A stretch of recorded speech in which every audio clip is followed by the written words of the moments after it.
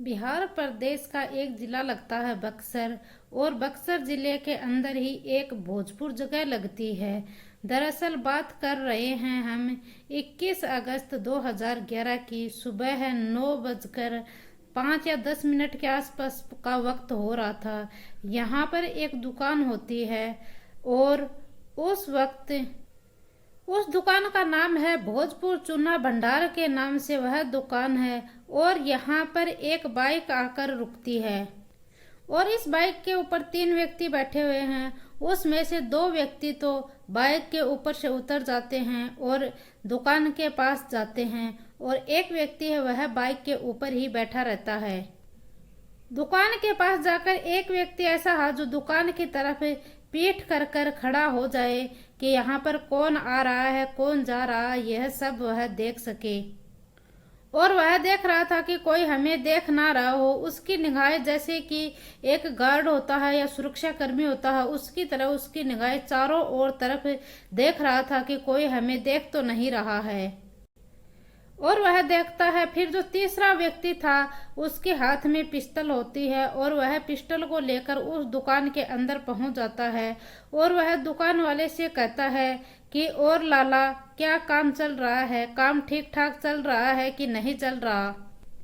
और ठीक हमने कल के लिए बोला था आपको और हम कल यानी कि आज हम यहाँ पर आ चुके हैं। और जैसे ही लाला ने देखा था उसका नाम इसके नाम राजेंद्र केसरी था और इसको देखकर वह थर थर कांपने लग जाते हैं। वह समझ चुका था कि यह बदमाश हैं, ये कुछ न कुछ करने वाले हैं। और इससे पहले ये किसी को बुलाता, किसी को आवाज देता या फिर और कुछ हेल्प मांगता, इससे ही पहले इसके सीने में गोलियां पे गोलियां दाग दी जाती हैं और जो ये राजेंद्र केसरी है इसके शरीर को छलनी कर दिया जाता है गोलियों से। और फिर यहाँ पर जो व्यापारी लोग थे आसपास के वह भी दुकान खोल रहे थे और फिर यहाँ पर लोग थे वह इकट्ठे हो जाते हैं आसपास के। फिर घर परिवार वाले लोग भी आ जाते हैं और फिर यहाँ से राजेंद्र केसरी को सीधा सदर हॉस्पिटल लेकर जाते हैं। और वहां पर ले जाने के बाद डॉक्टर कहते हैं कि हम इसे नहीं बचा सकते। और साल 2011 की यह बात है, 21 अगस्त की बात है। आखिरकार फिर पुलिस में मामला दर्ज कराया जाता है तो यहाँ पर 4 लोगों का नाम सामने आता है जिसमें से एक तो होता है दीन बंधु सिंह, दूसरा नाम चंदन मिश्रा का होता है, तीसरा नाम सुरेंद्र मिश्रा का होता है और चौथा नाम शेरू सिंह का होता है। दरअसल ये 4 नाम सामने आए थे और अब चल रही है 2025। इन 4 नामों के चलते हुए 2000 घटना जो 2011 में जो घटना हुई थी उस घटना को लेकर अब 2025 में और 17 जुलाई 2025 को जो चंदन मिश्रा था इसका नाम सोशल मीडिया के ऊपर ट्रेंड करने लग जाता है और इसकी पूरे बिहार में बातें होने लग जाती हैं चंदन मिश्रा की। और बल्कि बिहार ही नहीं पूरे भारत में जहां जहां तक ये सोशल मीडिया की न्यूज पहुंचती है वहां तक हर कोई चंदन मिश्रा की ही बात कर रहा था कि आखिरकार ये चंदन मिश्रा कौन है। और चाहे देश के नेता हो या विपक्ष के या पक्ष के नेता हो। और आज की इस कहानी के माध्यम से हम यही जानने की कोशिश करते हैं कि पूरा देश है जो चंदन मिश्रा की आखिरकार जिक्र क्यों कर रहा था जिसने साल 2011 में एक दुकानदार की गोली मारकर हत्या कर दी थी। नमस्कार, राधे राधे, जय श्री कृष्णा। दोस्तों आज की जो मैं आपको सच्ची घटना सुनाने जा रही हूँ यह सच्ची घटना है बिहार की जो राजधानी है पटना और पटना का ही एक थाना लगता है शास्त्री नगर। और शास्त्री नगर में ही एक जगह लगती है राजा बाजार और राजा बाजार में एक पारस हॉस्पिटल लगता है। और पारस हॉस्पिटल यह बिहार प्रदेश में ही नहीं बल्कि पूरे पटना का पारस हॉस्पिटल एक बहुत ही फेमस हॉस्पिटल है। यहाँ पर बड़े बड़े लोगों का नेताओं का इलाज चलता है। और यह तारीख थी 17 जुलाई 2025 की। सुबह है 7 बजे का समय था और इस समय हॉस्पिटल के आगे 3-4 बाइक रुकती हैं और उन बाइकों के ऊपर 5 व्यक्ति आते हैं जिनमें 4 व्यक्तियों ने तो कैप लगा रखी थी और एक व्यक्ति जो सबसे आगे चल रहा था उसने नहीं तो अपना चेहरा छुपा रखा था और नहीं कोई कैप लगा रखी थी। और यह लोग लगभग 10 मिनट तक तो इधर उधर टहलते रहते हैं और टहलने के बाद यह लगभग 7:15 के आसपास यह हॉस्पिटल के अंदर प्रवेश करते हैं इधर उधर घूमते हुए, और 7:18 पर यह 1 सेकंड फ्लोर पर पहुंच जाते हैं। और दरअसल इनमें से एक व्यक्ति था जो आगे चल रहा था, जिसने अपना चेहरा भी बिल्कुल नहीं छुपाया हुआ था, नहीं कोई कैप वगैरह लगाया हुआ था। वह व्यक्ति एक इत्मीनान से ऐसे चल रहा था कि जैसे कि पीछे 4 लोग और हैं, इनको यह गाइड करता हुआ चलता हुआ, और इनको गाइड करते हुए यह सीधा आईसीयू में जाते हैं। और आईसीयू में कमरा होता है, कमरा नंबर 209। जगह पर अक्सर कोई न, और ये ऐसी जगह पर अक्सर गार्ड रहते हैं जहां पर लोगों को अंदर जाने से नहीं रोकते हैं, उनको कि अंदर जाने से कुछ जंक्शन कीटाणु वगैरह जेम्स वह अंदर चले जाते हैं और उन्हें अंदर जाने से रोका जाता है। इसमें अगर कोई बाहर का व्यक्ति जाता है तो वह भी जो हॉस्पिटल के अंदर के कपड़े होते हैं, पहनावा होता है, वह पहनकर जाते हैं। और अगर कोई बाहर से डॉक्टर जाता है तो वह भी जो डॉक्टर के पहनावे होते हैं, आईसीयू के जो रूल होते हैं, आईसीयू के कपड़े होते हैं, वह पहनकर अंदर जाते हैं। और यहाँ पर कोई रोकने वाला था नहीं, कोई टोकने वाला नहीं था। और जो हॉस्पिटल के 2nd फ्लोर की जो गली थी, वह पूरी गली एकदम से सुनसान और खाली थी। और फिर जिस व्यक्ति ने कैप नहीं ओढ़ रखी थी, उसने दरवाजा खोला और ये सभी के सभी लोग अंदर जाते हैं। और अंदर जाकर यह 30 सेकंड तक अंदर रुकते हैं, यानी कि 1 मिनट के आधी मिनट होती है, वह आधी मिनट भी अंदर रुकते हैं ये। और इन सभी लोगों ने एक के बाद एक इस जो आईसीयू था उसके अंदर 12 से 13 गोलियां चलाई थी, और उस गोलियों की धुआंधार आवाज थी वह हॉस्पिटल के बाहर तक भी पहुंच जाती है। और जो ये 4 लोग थे जो ये कैप लगाए हुए थे, यह लोग हड़बड़ी में भाग जाते हैं, और यह सभी नजारा था यह सीसीटीवी में कैद हो जाता है। और एक जो 5वां व्यक्ति था, जिसने न तो कोई कैप लगाई हुई थी न कोई चेहरा छुपाया हुआ था, उसने ऐसे आराम से जा रहा था वह कि जैसे उसे कोई कानून का डर नहीं, किसी का पुलिस का डर नहीं, और आगे आने वाले भविष्य में उसे किसी का कोई भी डर नहीं। वह आराम से घूमता हुआ फिरता हुआ आराम से जा रहा था। और जब पारस हॉस्पिटल में, पटना के जो पारस फेमस हॉस्पिटल है, उस हॉस्पिटल में 17 जुलाई की सुबह सुबह यह घटना होती है, तो यह वीडियो सोशल मीडिया के ऊपर बहुत तेजी के साथ वायरल होने लगती है, और हर कोई लोग इसके बारे में बातचीत करना शुरू कर देते हैं। और खासकर बिहार के लोग इस घटना के बारे में बहुत ज्यादा चर्चा कर रहे थे। और क्योंकि आने वाले समय में बिहार में चुनाव भी थे, जिसके ज्यादा विधानसभा चुनाव में ज्यादा विधायक होंगे वही मुख्यमंत्री बन जाएगा, उसी की सरकार बन जाएगी और वही पूरे प्रदेश के ऊपर राज करेगा। और फिर ऐसी सिचुएशन में लगातार गोलियां चल रही हैं, लगातार व्यक्ति मर रहे हैं, आखिरकार इसकी चर्चा क्यों ना हो। और इसके बाद चाहे फेसबुक हो या चाहे सोशल मीडिया का और कोई अकाउंट हो, चाहे न्यूज चैनल हो, या फिर अलग अलग पोर्टल होते हैं उनके माध्यम से, या फिर यूट्यूब के वीडियो हो उसके माध्यम से, और लोग बयानबाजी करना शुरू कर देते हैं, और खासकर नेता बयानबाजी करना भी शुरू कर देते हैं। और यहाँ पर कुछ तो कहते हैं कि जंगल राज है, और कुछ ये बोल रहे हैं कि यहाँ पर बिल्कुल जंगल राज नहीं है, पहले तो कुछ ठीक चल रहा था और अब हालत दिन प्रतिदिन खराब ही होते जा रहे हैं। और यह घटना पारस हॉस्पिटल में हुई थी, और पारस हॉस्पिटल से लगभग 1.8 यानी कि लगभग 1.5 किलोमीटर थोड़ी सी ज्यादा दूर पर एक डुमरा चौकी लगती है, और साथ ही इस हॉस्पिटल से 2 किलोमीटर दूर जो पुलिस का मुख्यालय है वह भी है। यानी कि पूरे प्रदेश में पुलिस कंट्रोल करने वाली जो पुलिस का होता है मुख्यालय, वह महज यहाँ से 2 किलोमीटर दूर है।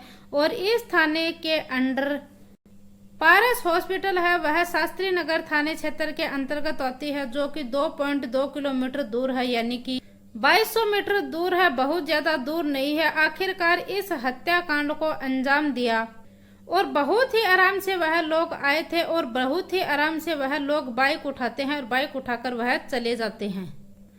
और फिर आखिरकार लोग जानने की कोशिश करने लग जाते हैं कि आखिरकार गोली किसको मारी, क्यों मारी। फिर पता चलता है कि यह गोली है, यह चंदन मिश्रा को मारी गई है।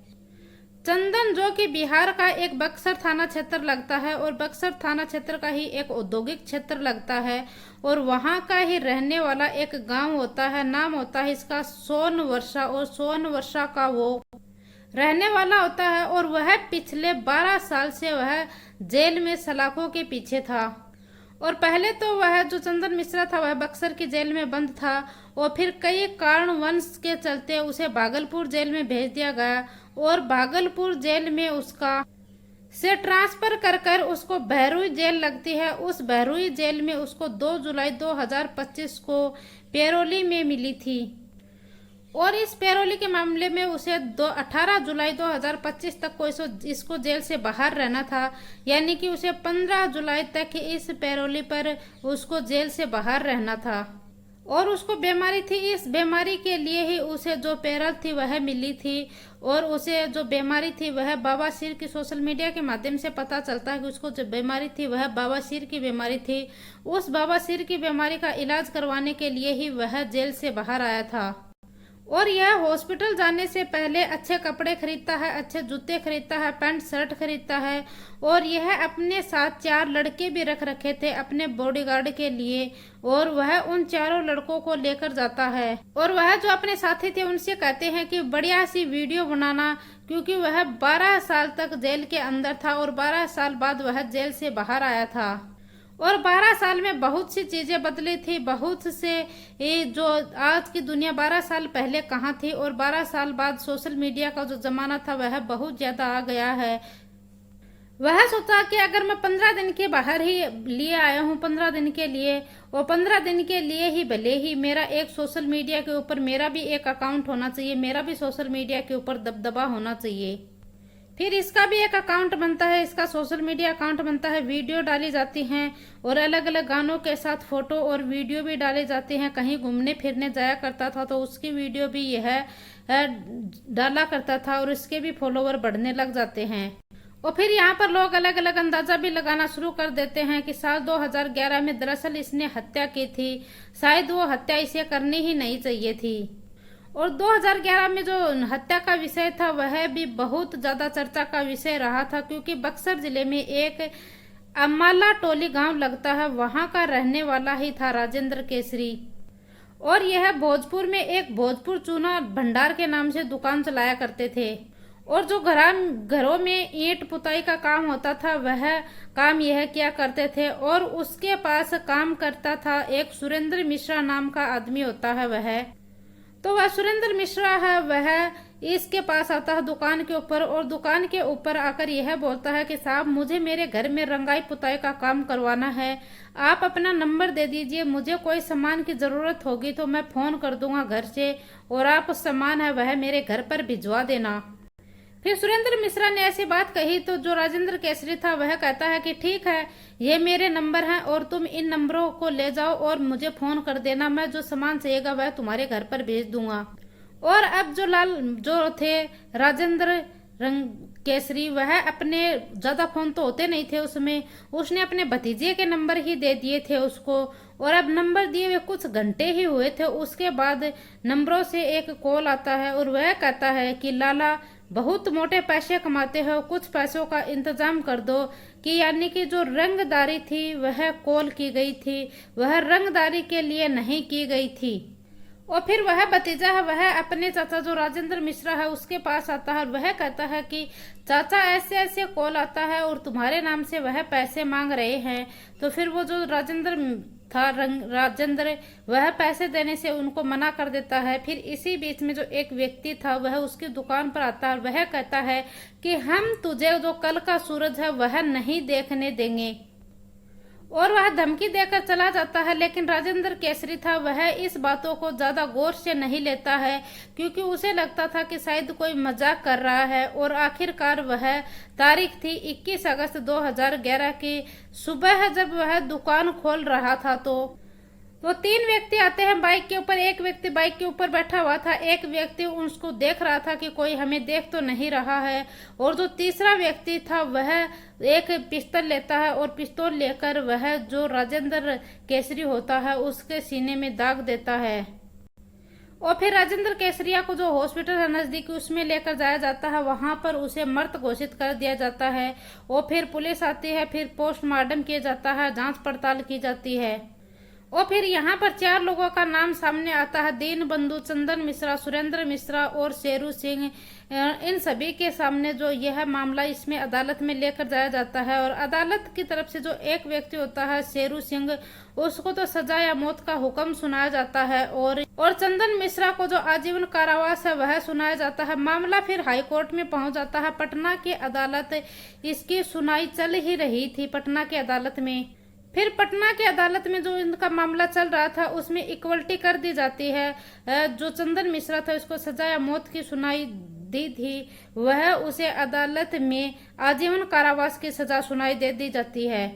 और फिर पुलिस ने और सोशल मीडिया के माध्यम से पता चलता है कि सब ये जो शेर सिंह था और चंदन मिश्रा था, इन दोनों के बीच में बहुत अच्छी दोस्ती हुआ करती थी और साल 2009 से 2012 तक इन्होंने लूट या हत्या हो या फिर कोई अपहरण करना हो या फिरौती करनी हो या रंगदारी की मांग करनी हो, ऐसे यह काम करने लग जाते हैं। और अगर हम चंदन और शेरू की जो गैंग थी उन पर बात करें तो उन पर 10 से ज्यादा हत्याओं के केस दर्ज थे। और 6 सितंबर 2009 को सिमरी में अनिल सिंह की हत्या हुई थी, 10 सितंबर 2000 को और 10 मार्च 2011 को बक्सर औद्योगिक थाना क्षेत्र में पूर्व मुखिया मोहम्मद नौशाद की हत्या की गई थी। 20 अप्रैल 2011 को बक्सर औद्योगिक थाने क्षेत्र में ही भरत राय की हत्या हुई थी और 26 जुलाई 2011 को बक्सर औद्योगिक थाने क्षेत्र में शिवजी खरवार की हत्या हुई थी। और फिर 31 जुलाई 2011 को बक्सर टाउन में और 4 मई 2011 को शेरू गैंग ने बक्सर टाउन थाने क्षेत्र में एक जेल में एक हैदर अली जो कैदी था उसकी हत्या में भी इनका नाम शामिल है। और 21 अगस्त 2021 को भोजपुर के चुनाव व्यवसायी राजेंद्र केसरी, जिनको भी गोलियों से इन लोगों ने भून दिया, जिसके बारे में हमने चर्चा की है अभी। और 11 अप्रैल 2022 को आरा नवास्ता थाने ब्लॉक रोड के ऊपर ठीक सामने स्थित एक गली में कोचिंग सेंटर हरि सेन हरि नारायण हरि सिंह की गोली नहीं बल्कि उनकी हत्या ही कर दी गई थी। और साल 2013 में टाउन थाना क्षेत्र में यह जेल के गेट के सामने सिपाही हामिद की हत्या भी कर दी, जिसके आरोप में भी इन लोगों को जेल के अंदर थे। और इस तरह के ये 10 मामले थे चंदन और शेरू की गैंग के ऊपर। और पुलिस ने जब पहले ही एसएसपी की बाइट आती है, फिर मीडिया वाले तो होते ही हैं, उनके पीछे पड़ जाते हैं और मीडिया वाले पूछते हैं कि आखिरकार ये हत्या क्यों हुई है, किसकी हत्या हुई है, क्यों हत्या की गई है। तो फिर बताते हैं कि एक गैंगस्टर होता है, उसने दूसरे ही गैंगस्टर की हत्या की है और इनका आपसी झगड़ा है, आपसी मामला है। इसमें सोचने वाली बात यह है कि आईसीयू होता है, उसमें जब कोई कैसे पहुंच सकता है। वहां पर डॉक्टर वगैरह होते हैं और वहां पर सिक्योरिटी भी होती है, क्योंकि वह आईसीयू के अंदर किसी को जाने ही नहीं देते हैं ऐसे। और यहाँ पर 5 बदमाश होते हैं, वह बहुत ही आराम से जाते हैं और बहुत ही आराम से शिद्दत के साथ वह बाहर आते हैं, और जो कि यह सब नज़ारा सीसीटीवी में देखा जाता है। और फिर इनको यह भी पता था कि कमरा नंबर 209 में जो चंदन मिश्रा था उसका इलाज चल रहा था। यह सब भी बदमाशों को पता था कि वह सीधे सिर्फ आते हैं, वह सीधे सीधे गली से और सीधे वह कमरा नंबर 209 में जाते हैं। इससे पता चलता है कि जो ये पारस हॉस्पिटल है, इसके अंदर जो कर्मचारी हैं या हॉस्पिटल का और कोई व्यक्ति हो, वह भी इस जो गैंगस्टर होते हैं उनके साथ मिली भगत हो सकती है। और यह सब तो पुलिस की जांच पड़ताल के बाद ही पता चलेगा। और जो पुलिस ने बयान दिया था वह भी अजीबोगरीब बयान दिया था, वाकई में ही एक अजीब सा बयान दिया था पुलिस ने। और दोस्तों, इस पूरी घटनाक्रम का सुनाने का उद्देश्य मेरा किसी को दिल को ठेस पहुंचाना नहीं है, किसी को परेशान करना नहीं है और किसी को आहत करना भी नहीं है, बल्कि आपको जागरूक करना है, सचेत करना है। जय हिंद, जय भारत।